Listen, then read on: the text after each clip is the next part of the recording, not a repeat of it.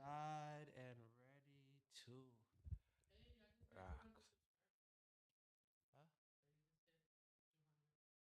Subscribers. Hey, that's what's up. Hey, I just wanted to. that's gonna be my small win then. 200 subscribers. Hey, okay, it's lit. No, it's good, my guy.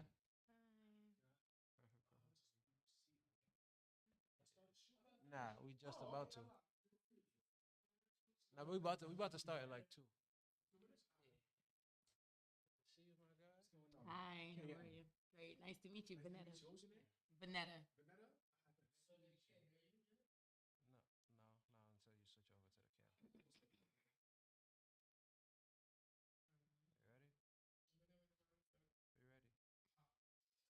You ready?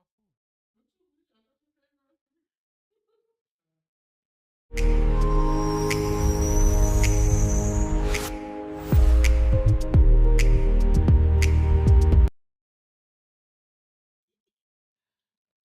All right. Hey, what's up? Welcome, welcome, welcome. It is Monday. It is somewhere between 7 and 8. And that means you're here for the Making Mogul Hour.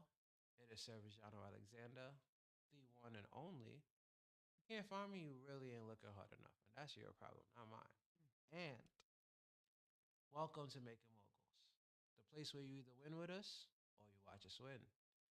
And today I have an amazing, amazing special guest. One that's clear and dear to my heart because they say laughter is the best medicine. And the way that we heal the nation is through these laughs. And this person that's sitting next to me has created the makings of such a comedy empire that I have been so blessed to grace these stages. So I need you to welcome and clap it up for Vanetta Schofield, the funny honey. So thank you, thank you, thank you. No, thank you. It's humble beginnings, foundations of an empire for sure.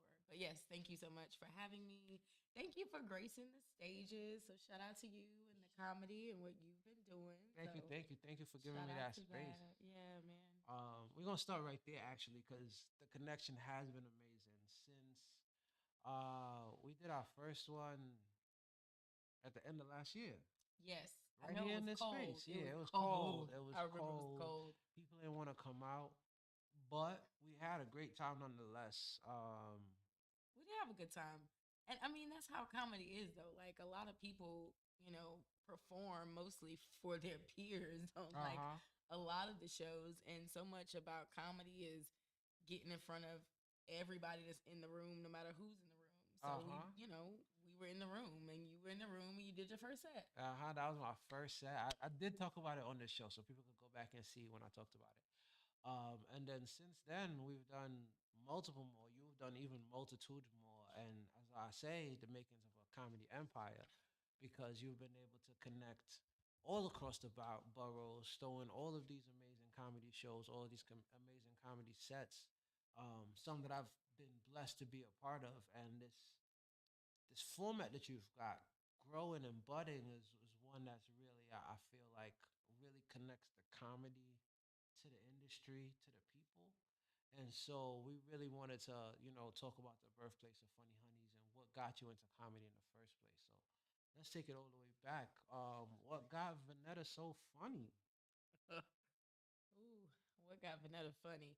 I've always been very like offbeat or like kind of quirky. Okay. I don't think I've always been like funny per se, but I've always felt like I had a personality. It was like one of those you had to be there jokes like all the Okay. time Okay. and just like by myself just being silly. So that's just been me, but I've always loved entertainment and been around that. I mean, that's early as church, right? Like, Okay. Yeah. yeah. Uh huh.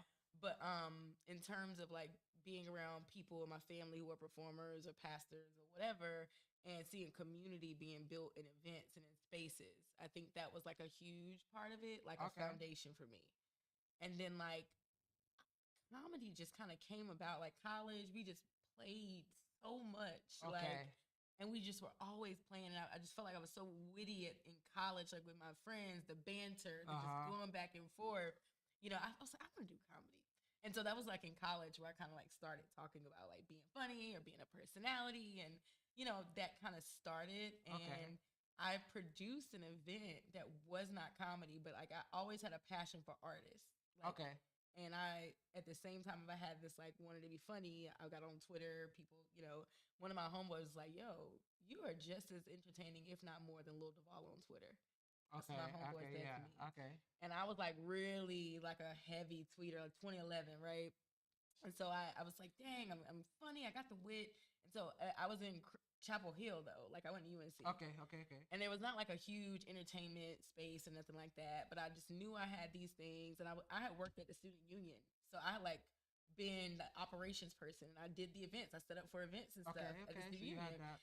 Yeah, so I had those things. I was like, anyway, I moved to Greensboro because Greensboro was like, they had a Coliseum, they had the radio, they had the urban stuff, they had like more of a black entertainment circuit there. So I started chasing down the people from the radio station at the club. And I just like, I really went like really hard. You know how to, have you seen that? Here, damn.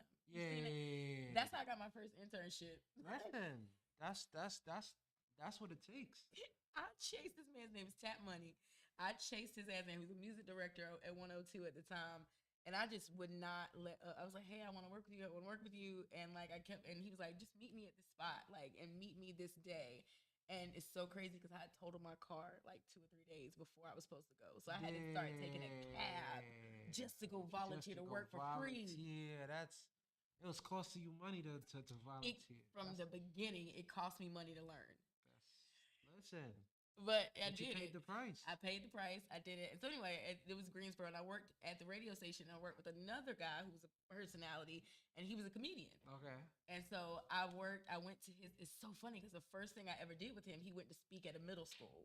And I went with him, and I was like, I love what you did. And I was like, I want to do comedy too. I think I want to do comedy. That's like why I really want to work with you. And he said to me, I don't think you want to do comedy. I think you want to help people. What? Yeah. And so I was like, I think I really want to do comedy.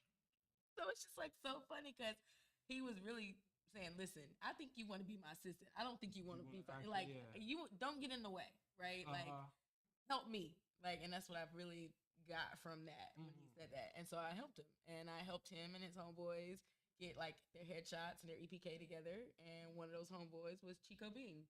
Wow. Yeah, that was 2011, 2012. And I was working for this branding agency, and I brought those guys into the agency, and they got like their booking. And then literally 3 months later, Chico was on Wild 'N Out. Wow. Yeah. So that was my first experience. That was my first experience in like comedy events and really just like branding. I wasn't on stage, right? Like I was just there. The guy who was the head, B Dot he's a comedian. He's in North Carolina. And, I was like this father angle. Like, you don't talk about being a father enough, like in your material. Like, you don't talk about like these elements of you as a person. And, like he started to, and it started to really take hold when he kind of pivoted a little. And it was just like, I saw like what artists kind of need or what the audience need in the connection, with them. And that was just like how I first got into it. That was my first ever experience. And it was when I moved to New York. I had done some other shit. I was running a sales business. And this is my second, third time running this damn office. And I'm like trying to really make this office work. But I was in New York. And I was like, dang, I hit rock bottom. I just got fired from another restaurant. Oh, I know. I feel like. And I was like, what am I going to do? Like, if I keep hitting rock bottom, like if I could do anything, what would I do? And I thought about that experience in Greensboro. Like when I was interning, helping artists. I was doing so much. I mean, like, I was just like the little cute little new it girl on the scene. My homegirl was a stripper. So, like, I don't know if y'all follow. Okay, so Miami Shawty Red. UNC, that's her handle. And she was like KOD stripper. Like, she was like, but before KOD, she was in Greensboro. At the time, I was in Greensboro. And she was one of the best dancers in Greensboro. And so she was my homegirl. We had worked at Ruby Tuesday together. I trained her at Ruby Tuesday. Wow. And she was a dope stripper. And they did this DJ Khaled came to Greensboro for this like Oh, fuck. stripper like battle thing. Wow. Okay. And she was like a good ass fighter. She was bad, and I was like her water girl. And that was like the best outfit I ever wore in my career. I had this like black little black ass swoop, like a Aaliyah swoop, and I was like, Okay. I was cute as fuck, and I was her water girl in the ring. Okay. Like it Really was just throwing like a down. dope time in that space, like, and for her to go on and do her thing in Miami and shit, and like become this like dope stripper, and like this like everybody follow her. She had 100,000 followers. Like to have worked with her, to be around her that time when she was coming up, and I was new into that area, and I just felt so cute and young. I was 23. I was 23. I'm sorry. Shout out Wow. to Shout out. it's somebody's birthday tomorrow. And I was trying to think back onto when I was 23. And that was like how life was, how life was for me. So shout out to that. Because I was trying to think back to that and now I connected. So I was 23. Like it was just dope ass fucking time for me. So anyway, I wanted to go back to that. So now I'm reliving being 23. Listen, full circle, full circle, full circle. I'm not where I was, but I'm still, I feel like I'm reliving or creating that moment for other people. That's what's up. That is Yeah. amazing. Yeah. So that's a long roundabout way. But That's yeah. actually pretty dope because that means you got introduced head first into the business of comedy Oh yeah. and understanding not just the jokes and the stage, but everything that wrapped around that. And that is, I mean, that reflects so much in what you do now and everything that you produce. So Yeah. that really does tell people what things are really made of. That is really solid foundation. So yeah, I really support that, and that's beautiful. Thank you. Thank you. Yeah. I mean, it's crazy though, because when you are building like that, the adversity that comes with it is like, imagine how many people I had to go through that I would give ideas to, I would work with, or who would at least either have the bread to like I didn't get paid for that connection that I Mm-hmm. did back then. I've always been in the rooms and been the glue in a certain amount of rooms, but my passion has always been for like the underserved artists, Uh huh. niggas. Uh huh. Like, and so niggas can't pay me for what I do, Yeah. and so it's been so long of me just having these ideas and giving these ideas or being in that place and being in that space and just getting the experience, but not really getting any kind of advancement from it. It's a couple of people, and I mean, I'm not trying to make it like this ain't don't let nobody this club Shay Shay. I feel it. I feel it. I'm not Just trying let to it hit Shay Shay niggas or Cat Williams niggas, but I'm just saying like it's a lot of times where I have been in those rooms and been in that space. So imagine rinse, lather, and repeating that with a lot of different artists, right? Or a lot of different ways. But I think that is the making of a mogul, right? Mm-hmm. I think that is the making of it. Doing that and understanding is the experience. Exactly. It's funny because you get to once you get to that point, you for one you learn to let go from the process, and two it like starts to build a level of consistency in you, in knowing that you can move it anywhere else, and knowing that you made the product didn't make you. Yes. And that always leads to one of my favorite like Jay-Z lines, where they said, I heard I can curse. I can't curse. I'm an adult. Like, I can curse. You I can won't get do in it. trouble. You can do it. He said, I heard motherfuckers say they made hove. Made hove say, okay, so make Like another hove. And I love that line because it reminds me I'm the maker, not the thing being made. Come on. So if you think you can make me, go ahead and try. But I know I put you in that room. I know what I can bring to the table. I know what I can elevate. So I don't need you. Right. I can do it with anyone. So that's the thing, because like, okay, so I was just in a business coaching class, like, and my business coach was like, do you want to be the kingmaker or do you want to be the king? And I was like, I want to be the kingmaker. I don't get that doing that. And now I'm so clear on like, I just provide the space. I just go out and find the space. Like when I switched my handle from like V is for value, because I'm always adding value in any room I'm in, which is true. But I changed it to V is for venue. And it's like I got really fine-tuned on I'm the person to go out and find the venue, source it, create the relationship with the owner, with the space. I'm going to do that for us so that we can have the best space and the best show and the best and bring and build the best community. So now that I'm clear on that, I create space for the kings to be made. Uh-huh. I So love to hear that. I just that's all it is. And now I'm clear on that. I'm so clear on stepping off of stage. I feel really good about that. Am I funny as shit? Hell Hell yeah. yeah. I'm funny as fuck. I am. You know, and I'm a great host and I give a fuck about the room. So like it's Mm-hmm. not about me. And I feel like that's one of the best makers of a host. It's like it's not about me, it's about the crowd. It's always about the crowd. It's just about the crowd. So I do feel like yes, I have all those skills, but that's not the point. It's about creating a space for those with the skills to be cultivated, Mm-hmm. and it's not about that right now. And so now I'm just so clear on that, and I just feel like now that's how I believe Funny Hunnyz can grow, is knowing what I need to do to make it grow, and how I also need to be in community with other talented artists. Like Catch This Man hosting on April 21st, Yes.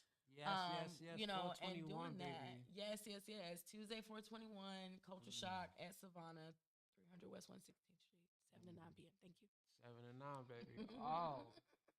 And y'all gonna know about it because I gotta make a moguls the Monday before. So understand, we coming hard. Oh, it's gonna be a good one. Oh, it's gonna be a good one. Oh no, no, no! I'm off that way because it's 420. I lied. I Oh lied. yeah. I lied. That was the Yeah, fullest yeah, April yeah, yeah. Fool's. There's no way I'm gonna be here on 420. Ain't no way. Oh wow. Okay. Well, you know, I just know it's a day. It's a great day.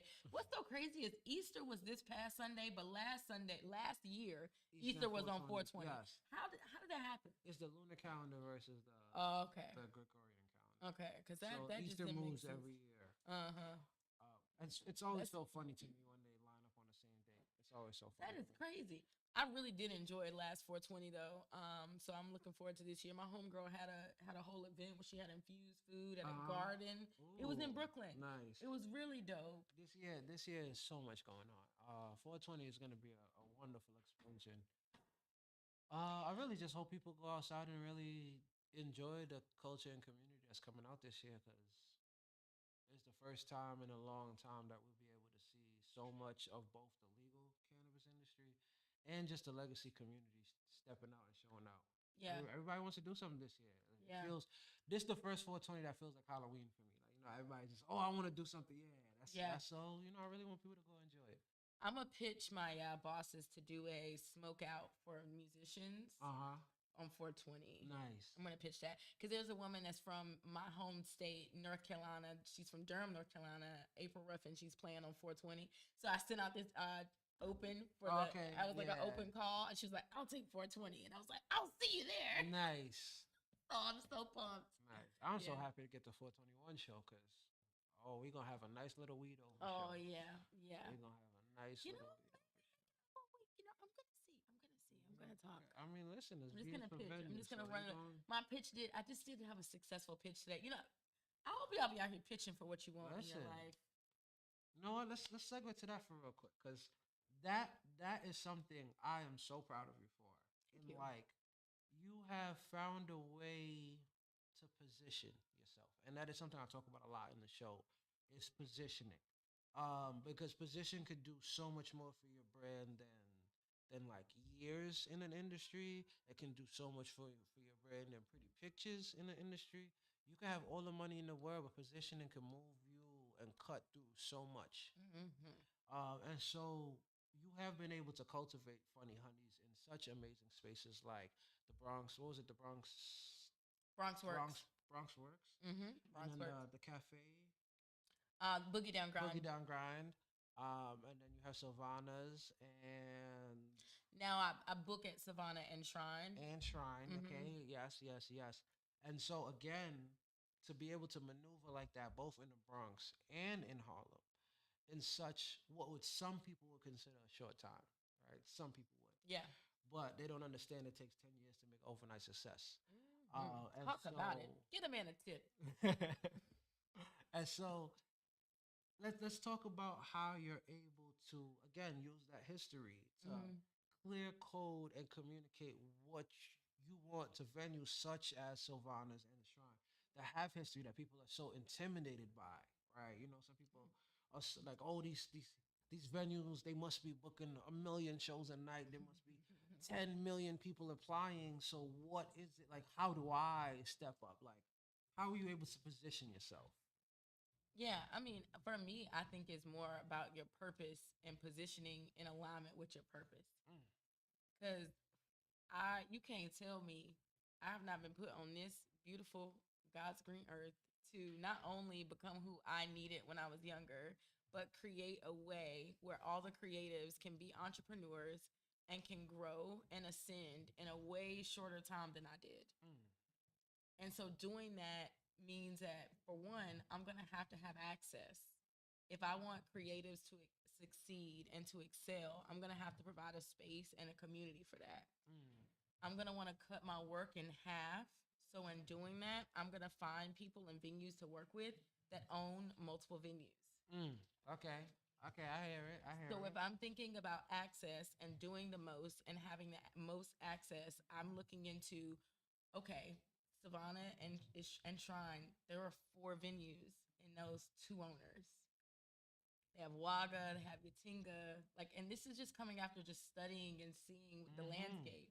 There was another venue that I was. There was another pair of owners that are married that I was thinking of working with, but I went there to their venues. I sat there. I didn't really like the feeling and the vibe over time, and I saw the other owner be drunk way too many times, Okay. and he didn't remember talking to me about anything related to business. Yeah, So that's not. and That I doesn't align. yeah, but what's crazy is I love the pair of like an architect handsy man because like it's like I'm profiling. Mm-hmm. I'm looking for venue parents, right? Listen, yeah. So I love that handsy person, and Savannah is named after Savan, Mm-hmm. and she's an architect. Oh, And so wow. these venues are designed so intricate and so different. And the way Shrine and Yatinga are set up, they're next door to each other, and they're like a conjoined hotel. There's only one kitchen. Ah. So Shrine is more of a world music venue, but you can order from there because the kitchen is like those are kind of things that when you want to run an entertainment venue, you want to study and you want to be close to. Exactly. So it's all about creating and carving out from your purpose. That means you got to be really, really clear on what it is that you want first, because that's how you're able to position yourself. And for the Harlem and the Bronx thing, I knew for a fact that if there are urban areas in the city, I need to have my brand needs to have a presence. So I don't necessarily have to stretch myself so thin to have so many venues in this area, but it was very important for me to have a community based organization that was Bronx located and Bronx focused that I was a part of. Like I really needed to have something community focused, right? So I'm building relationships with both. And so now I'm the booker at Harlem and at Shrine and Savannah, yeah. Mm-hmm. Mm-hmm. But now I'm going to be doing a DYCD program with Bronx Works in the summer. Oh, congratulations. And I'm going to have that with youth. It's going to be 14 and 15-year-olds, and I'm teaching leadership through events. Hey, now clap it up for that one. That's an amazing one right there. Clap it So up for that yeah, one. I'm very fortunate for that. Very excited about it, and now I get to fuse that. So today was really, really, really dope because I talked to the owners today about approving me to get remote work, bringing them I've had a program called Creative Entrepreneurship with college students. Hey, So my college students are going to teach my 14, 15-year olds with me, and they're that's going to be, yeah. fire. And so I told her that whole master plan, and that entailed me getting interns for both venues Uh-huh. to work with because what are they going Yeah. to work on?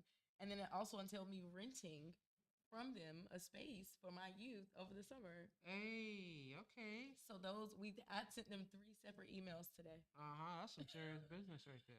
So like that was like a very phenomenal moment that all resulted from positioning. Yeah. That all resulted from I started Funny Hunnyz in that basement. I wanted to be there where I was and build Uh-huh. community where I've been. And everything else just kind of fell into my lap while I was there. That's why there's such an importance in venues and finding one that fits you in your community. Uh-huh. Everyone that you want to work with is most likely going to be there. You're going to be able to build community there. You're going to be able to do shows there. And if you find something that really truly aligns for you, there's something out there for everyone. That's a fact. Shout out to Starbar for that one, because Starbar helped me grow from 2017 to what, 2020? Yep, 2020 Mm-hmm. to 2020. Yeah, because I stopped after What did you have out there? COVID. That was when I used to run the underground concert series. It was basically what you're doing, but for artists. Okay. And we was bouncing around, and when I had lost my other venue, because they ended up having to sell the space because gentrification. Mm. Um, Starbar came in, and they were really aligned with not only just like providing a good space for artists, but Mm-hmm. like I really just aligned with their mission. They're very immigrant protecting and stuff, and Mm-hmm. Mm-hmm. literally a whole immigrant. So Yeah, I was literally. like yes, like I didn't need the protection, but to know that they was protecting people, I was Yeah. like, I'm with the shit. So Yeah. it was real nice to build community around that and grow from that, and then transform into all the things I do now. So Yeah. I'm finding I get along like I just looked around one day and I realized like none of my friends are American. oh yeah. And I was like, what? How did that happen? Oh, I mean, that's what New York could do to you, and that's like my favorite thing about New York is I love it. like, and damn, this got nothing to do with nothing, but I do have to say, I do have to say, it really bothers me a lot when anywhere else in this country, I would give anybody that has a homogenous crowd, right? Because you have to travel to step outside of your boundaries. Yes, yes. But in New York, I kind of side eye homogenous crowds because this is a city that forces you to interact with people of all backgrounds Mm-hmm. at the most inconvenient times. New York Mm-hmm. forces, like, we have moments on the subway where because somebody crazy did something, the person next to you and you just look at each other and be like, that's why. You know what I mean? It Mm-hmm. forces moments of unity. It forces moments of community. And so when people don't embrace that, you know what I mean? When people don't latch on and learn and start cultivating things that aren't just people who validate who they already are, I start siding on that because New York is Mm-hmm. the place that fosters that almost organically. And it kind of feels like you're resistant to that in a way because Yeah. it's very few neighborhoods that you're able to exist in that you can grow and never leave. And you know what I'm saying? Is I mean, I hear you, and I'm gonna just push back on that just a little bit, but uh only because it's like there's a difference in like diversity and unity. okay. I will And, understand that. I think although it's an easy space for it to be fostered, it's also like, yes, it's intentional when you avoid it, but it is easy to avoid. Yes. Okay. Like, I it understand that. is easy to, like, I mean, it's some people that I see daily that just sit on the same block. They don't leave that block. Like, when I, Uh huh. like, living in Central Harlem, I would walk right by this block in the summer, winter, maybe really cold